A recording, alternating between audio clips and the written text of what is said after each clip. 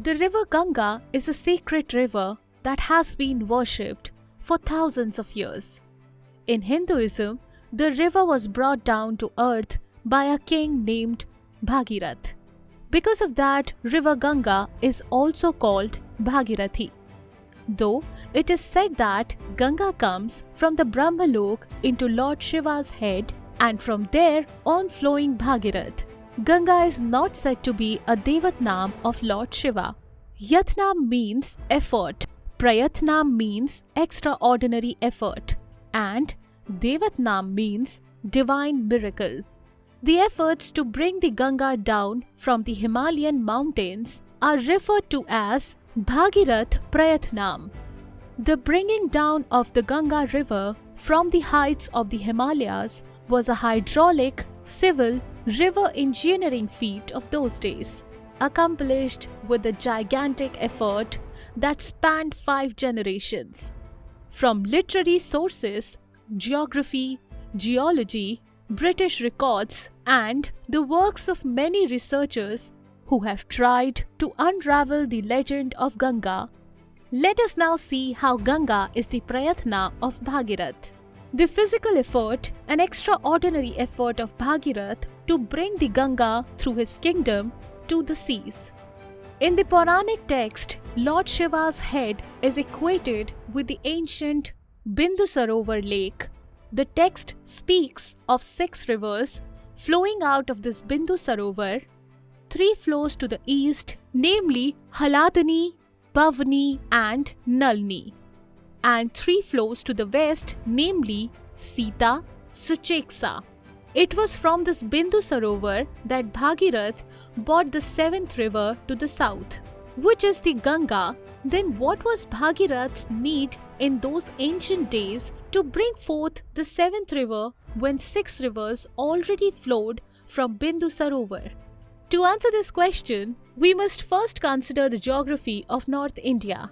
We had rivers such as Sindhu and Saraswati that were west flowing.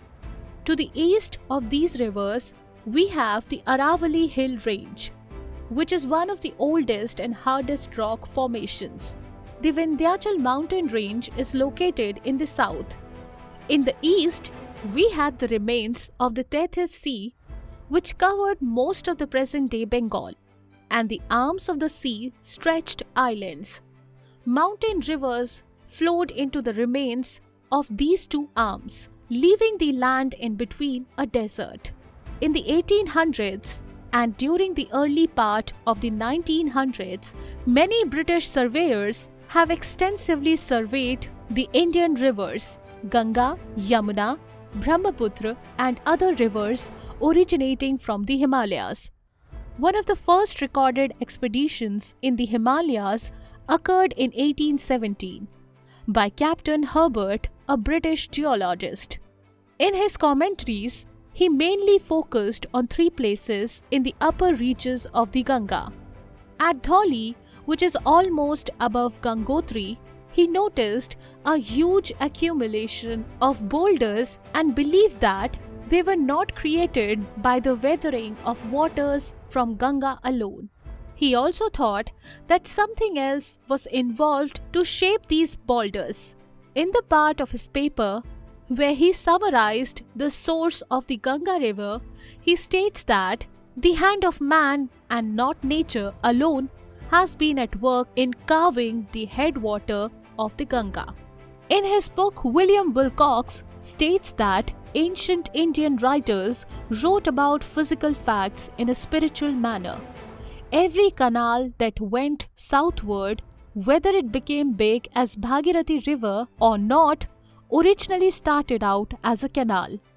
These canals were lined out, dug and placed at distances that canals should be placed.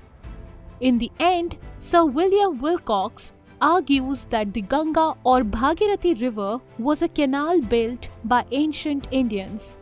The arrival of the Ganges from the roofs of the world to the plains of India would be considered the greatest feat of engineering in India, or even in the history of mankind. Thank you so much guys for watching this video. If you liked it, like, comment, and subscribe if you haven't already.